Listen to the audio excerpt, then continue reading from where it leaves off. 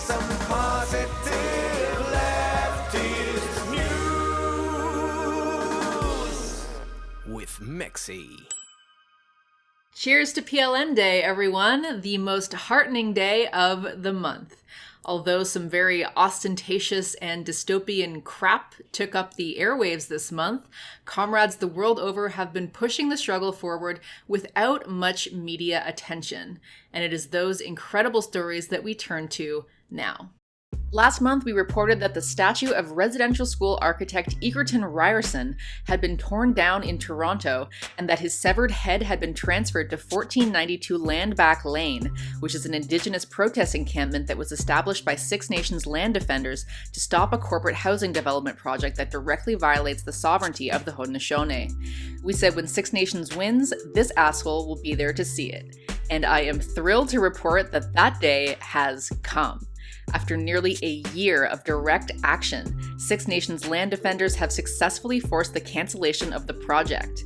In that time, land defenders and their allies survived and persisted through a raid, dozens of arrests, constant surveillance by the Ontario Police and Canadian security forces, and court orders from racist judges.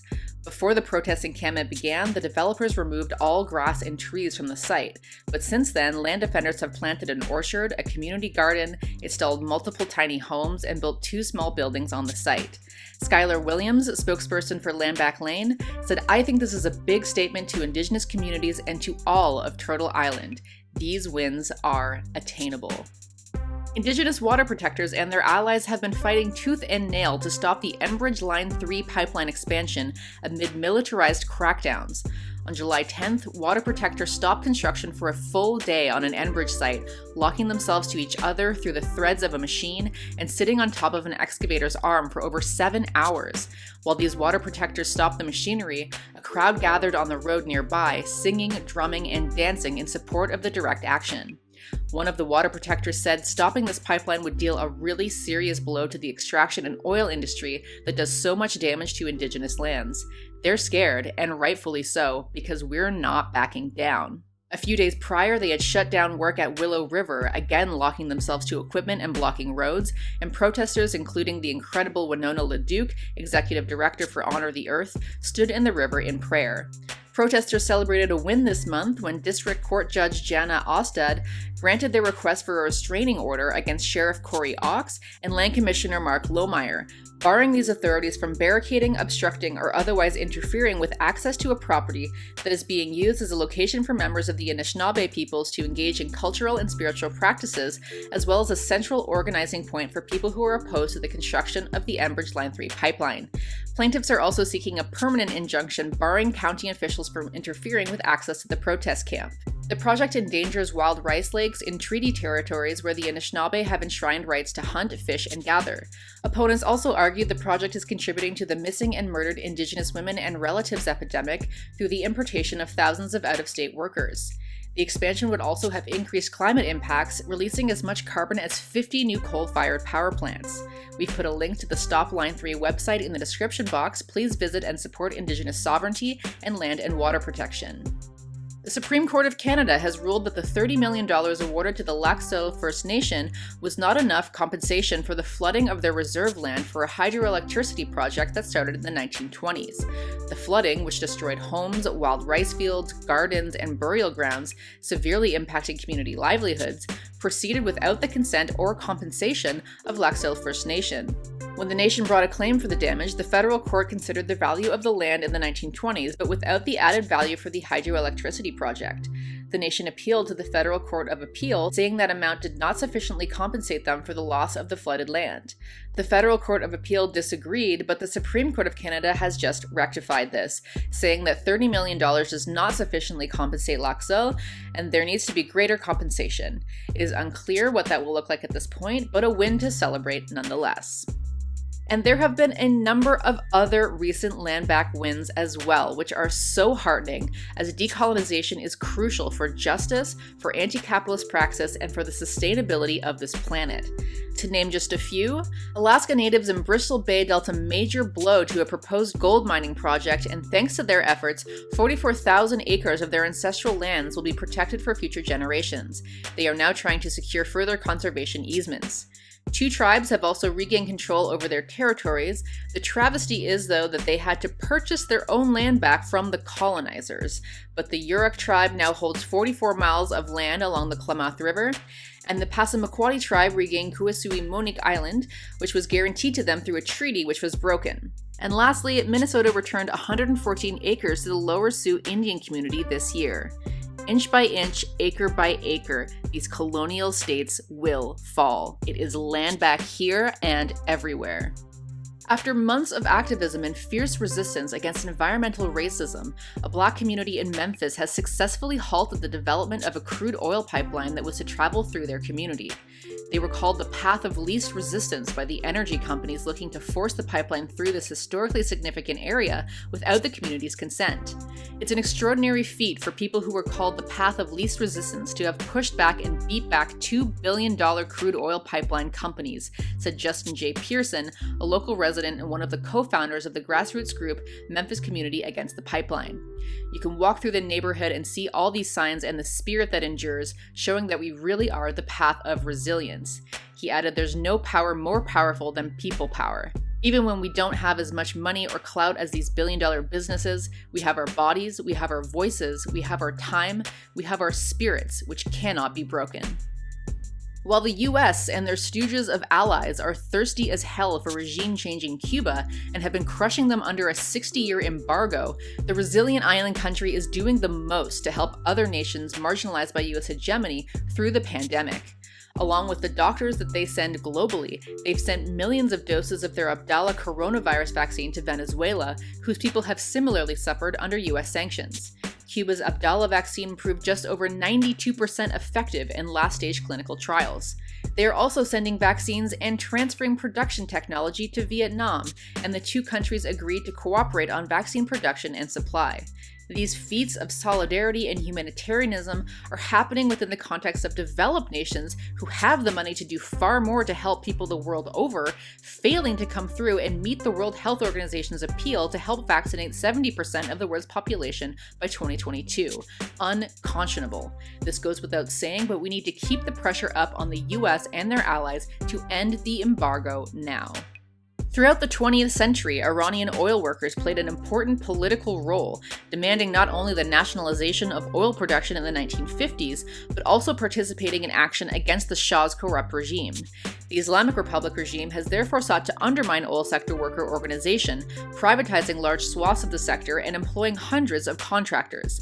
But this month, Iran's oil workers have overcome these divisions and organized a massive strike that spread across all facets of the sector, gaining support from workers in other sectors both within Iran and internationally. At least 28,000 workers put down their tools and are determined to stay out until their demands around wages, benefits, transport costs, and child assistance, proper air conditioning, an end to low-quality and repetitive meals, and an improvement of hygiene and sanitation in the dormitories are met. Alliances have been made with both sugarcane workers and teachers, signaling that the movement is increasingly representative of the overall Iranian working class. With this incredible momentum, a general strike may be on the horizon. Nearly 1/10 of Berliners, or 350,000 people, have signed the petition for a referendum stating that private housing corporations, which own more than 3,000 homes, should be socialized. The campaign, which was supported by well over 1,000 signature collectors, has been ongoing for 4 months. The necessary quorum in Berlin is 7% of people eligible to vote, or about 175,000 people. Even accounting for invalid signatures, activists collected well over this target despite the pandemic lockdown. Housing is a human right, not an investment opportunity. After a 20-day strike, hundreds of Frito-Lay employees in Topeka, Kansas, have ratified a revised contract addressing what union leaders described as a diminished quality of life stemming from work conditions, including long hours, forced overtime, and stagnating wages. Their action secured workers a guaranteed day off each week and eliminates so-called suicide shifts, or what the company calls squeeze shifts, where workers work 8-hour days plus 4 hours of overtime before returning for their next shift. They also secured 4% wage increases to employees in all job classifications over the 2-year contract. Anthony Shelton, president of the 218 of the Bakery, Confectionery, Tobacco Workers and Grain Millers International Union, said the workers have shown the world that union working people can stand up against the largest food companies in the world and claim victory for themselves, their families, and their communities. After years of protests from local people and environmentalists, Italy has officially banned cruise ships from Venice. Venice is one of the most popular cruise ship destinations, attracting upwards of 25 million people per year. Italian Culture Minister Dario Franceschini said the ban adopted by the Italian cabinet will take effect on August 1st and will cover the lagoon basin near St. Mark's Square, Venice's most iconic landmark. Ships will also be banned from St. Mark's Canal and the Giudecca Canal. Residents and environmentalists have battled for decades to stop cruise ships from coming into Venice to protect its ecosystems, fragile building foundations, and cultural heritage, and their efforts have now paid off. Iceland has concluded trials of a 4-day work week involving 2,500 workers between 2015 and 2019 who moved from 40 to 35 or 36 hours per week, making the same wages. These workplaces included preschools, offices, social service providers, and hospitals. The trials were, unsurprisingly, a resounding success. While working fewer hours for the same pay, workers reported feeling less stress, and their work-life balance had improved. They spent more time with their families and had more time for hobbies and personal development. Not that we should make decisions based on some arbitrary need for breakneck productivity, but productivity either remained the same or improved in the majority of workplaces as people were not burnt out. The trials have led unions to negotiate their contracts, and now 86% of Iceland's workforce have either moved to shorter hours for the same pay or will gain the right to do so. Similar trials are now underway in Spain and New Zealand. All California public school students will now have access to free breakfast and lunch, no questions asked. Before the pandemic began, about 60% of students in the state qualified for free or reduced price meals at school, but in order to qualify, parents needed to send in income information and immigration status. This and language barriers may have prevented students who did qualify from actually enrolling in the programs. Importantly, with free food available to every child, the stigma of receiving free meals goes away. That kids had to work to pay for lunches or just go hungry in the wealthiest country in the world is indicative of a failed state. This move is very welcome and will hopefully be replicated everywhere. The results are in. With all of the votes counted, 62% of the citizens of Gibraltar have voted in a referendum to relax the British territory's harsh anti-choice laws. Abortions are now legal where a woman's mental or physical health is at risk, or when fetuses have fatal physical irregularities. Until now, anyone wanting to have an abortion had to travel to Spain or Britain. And Veracruz is now the 4th state in Mexico to decriminalize abortion up to 12 weeks of pregnancy. Now, anyone who has an abortion for any reason before 12 weeks of pregnancy will not be sanctioned with educational and health measures. As abortion in Mexico is a controversial issue, its legal status varies by state. The procedure is available on request to any person up to 12 weeks into pregnancy in Mexico City and the state of Oaxaca, but is severely restricted in other states, so solidarity with activists fighting for reproductive rights across Mexico. The first same-sex marriage in Montenegro was registered this month, a year after Montenegro became the first non-EU country in the Balkans to legalize same-sex civil partnerships. Although the parliament passed a bill in July of 2020 to recognize life partnerships of same-sex couples, as of this month, couples can officially register. Activists are celebrating but also call on the government of Montenegro to ensure full equality for these couples and pass necessary amendments to 26 laws. In Sweden, in the face of the COVID pandemic, activists worked tirelessly all spring to push the Left Party to resist the introduction of unlimited rents and oppose the Social Democratic leadership. The Left Party pushed for a vote of no confidence to unseat the Social Democrat Prime Minister Stefan Löfven because he gave support to a new set of policies regarding rent controls. The Centre and Liberal parties were pushing for neoliberal legislation that would allow landlords to be able to increase rent prices indefinitely in new buildings. The vote of no confidence passed and Löfven resigned, the first time a Swedish prime minister has been forced to resign by a vote of no confidence. After a governing crisis, Löfven is heading a minority government and the rent controls are still in place. Big congrats and solidarity to activists who forced the government's hand. The government of Greenland, currently led by the Inuit Akatigit Party, has suspended oil exploration in the Arctic nation. The government of Greenland announced that this decision was reached as a natural step towards protecting not only the local environment, but also the environment at large.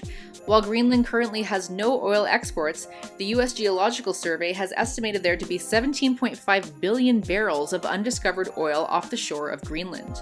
The Inuit Ataqatigiit government also stopped plans for proposed uranium mining in southern Greenland, living up to their Green Campaign promises that helped fuel their recent electoral wins.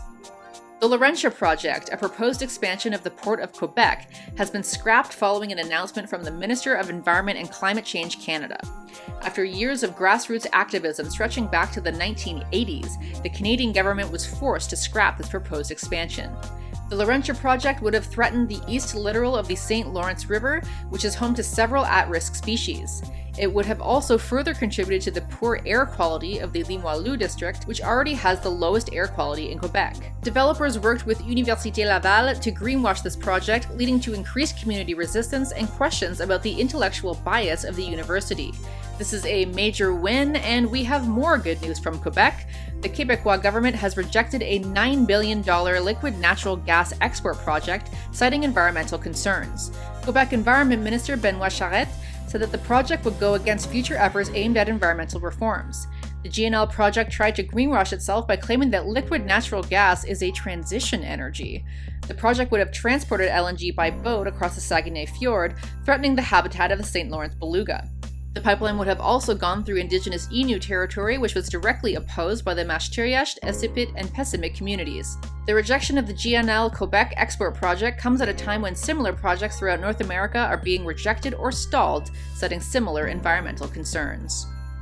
To combat the growing threat of ecological disaster, Madrid is planting a green wall around the city, which will be a 75-kilometer forest composed of indigenous trees. Officials from the Madrid City Council have highlighted that this urban forest is not a park. Parks require extensive resources, water, and human maintenance. This forest, by contrast, is being planted with the goal of being largely self-sustaining in its natural environment. This is part of a larger effort on behalf of the Madrid city government to establish a green culture, including restricting vehicle use, improving pedestrian accessibility to the city, and other efforts. And cutest news saved for the end, in Placer County, some adorable beaver comrades have completed a floodplain restoration project 7 years ahead of schedule and $942,000 under budget. The Placer Land Trust was looking to restore a dry creek bed to its natural status as a floodplain. A plan to use heavy machinery to manually restore the floodplain would have cost over $1 million, but an innovative plan to reintroduce beavers to their natural habitat restored the floodplain ahead of time and under budget. The reintroduction of beavers to the Placer Land Trust not only restored the floodplain, but also allowed other threatened species to reestablish themselves in this habitat. The floodplain now acts as a buffer for California's wildfire problem.